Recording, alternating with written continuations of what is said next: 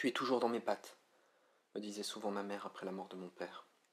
Pourquoi faut-il donc que tu traînes partout où je suis? Il faut la comprendre, elle était totalement anéantie par la mort de mon père, qu'elle adorait. Tout le monde s'accordait à dire qu'ils formaient un couple parfait. Un matin où nous étions à la campagne, mon père est parti à son travail au ministère. Il m'a embrassé, a embrassé ma mère, et lui a saisi la taille, comme il avait coutume de le faire. Il nous a fait un sourire et un signe de la main, et puis il n'est jamais revenu. Un chauffard était passé par là. Peu de temps après, ma mère a rencontré Norwich Restingel, lors d'une réception donnée en son honneur aux affaires culturelles, et à laquelle elle avait été invitée.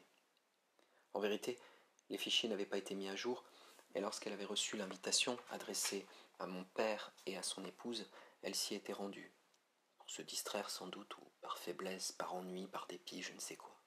Toujours est-il qu'elle s'y était rendue, et avait rencontré Restingel, bien plus âgé qu'elle, et à peine bedonnant à l'époque, qu'il avait aussitôt séduite. Dans l'état où se trouvait ma mère, j'imagine qu'elle devait être assez rétive, tout au moins peu disposée à se laisser séduire par le premier venu. Le deuil était trop récent et le souvenir de mon père présent à chaque seconde.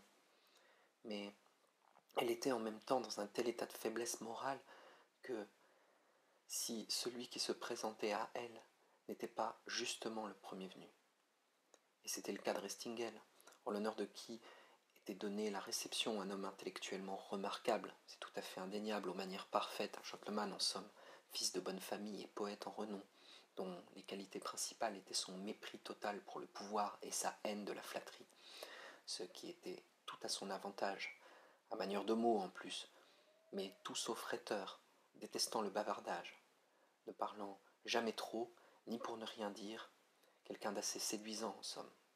Dans ce cas-là, comme cela se produisit, ma mère était une victime facile, demandeuse d'amour et de consolation, une victime qui ne demandait qu'à s'abandonner dans des bras qui, très vite, ne l'accueillirent plus, la délaissèrent, la bafouèrent et l'insultèrent, ainsi que j'ai pu moi-même en être témoin. Et la conséquence de cette terrible désillusion, de cet état d'abandon total qu'elle ressentait avec une douleur d'autant plus intense, qu'elle avait été en très peu de temps doublement abandonnée, d'abord par mon père, puis par Restingel, la conséquence de ce profond dénuement fut son désir d'en finir.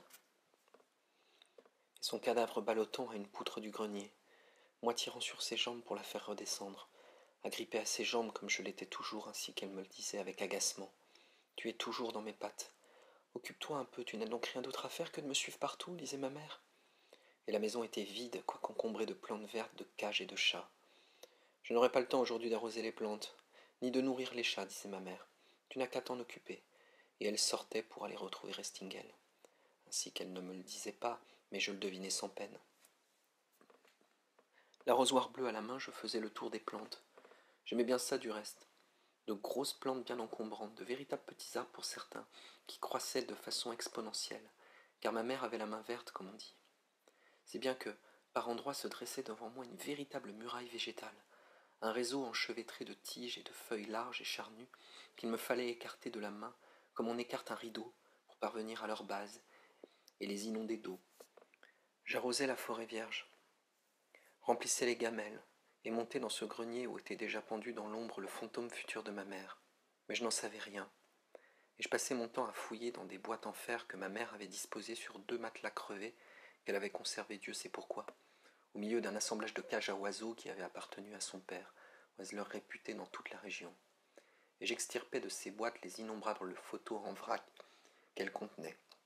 Mes grands-parents maternels et paternels, enfants, adultes et âgés, mes arrière-grands-parents, des grands-oncles inconnus, d'autres personnages anonymes, posant comiquement ou gravement en compagnie parfois d'un qui était peut-être un de ses bisaïeuls enfants, des photos des colonies où une grande tante avait passé 20 ans, des chapeaux incroyables, des robes antiques, et mes parents enfants, adolescents et adultes, leurs fiançailles, leur mariage, et je cherchais dans le regard de mon père écolier ou militaire la réponse à son absence.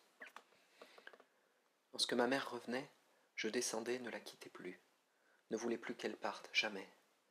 Je n'aimais pas beaucoup ce monsieur qui venait parfois à la maison, car, invariablement, Cela se terminait par des cris et des insultes, et je me bouchais les oreilles pour ne pas entendre, mais j'entendais tout de même.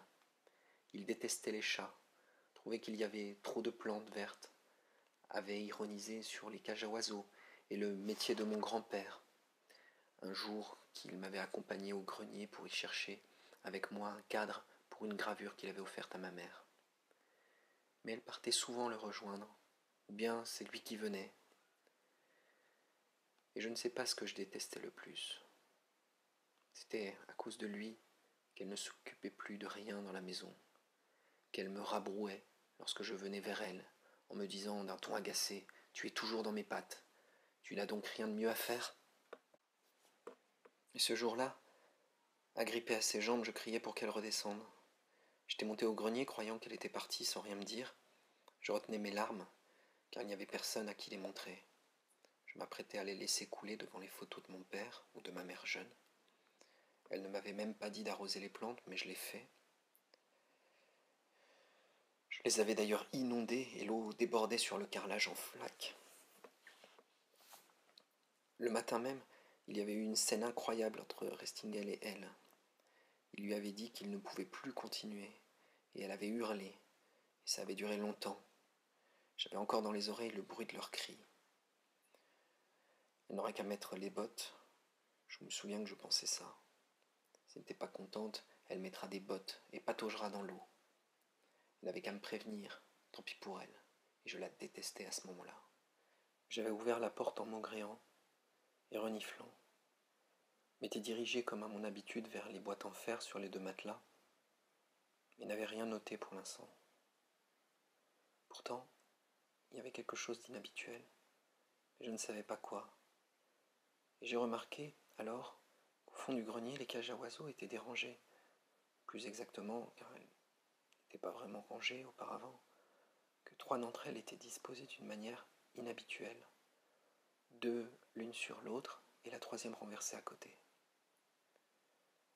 Il y avait aussi une autre chose inhabituelle, mais je n'ai rien distingué tout de suite car il faisait un peu noir. Et il a fallu quelques secondes pour que mes yeux s'accoutument à la faible lumière.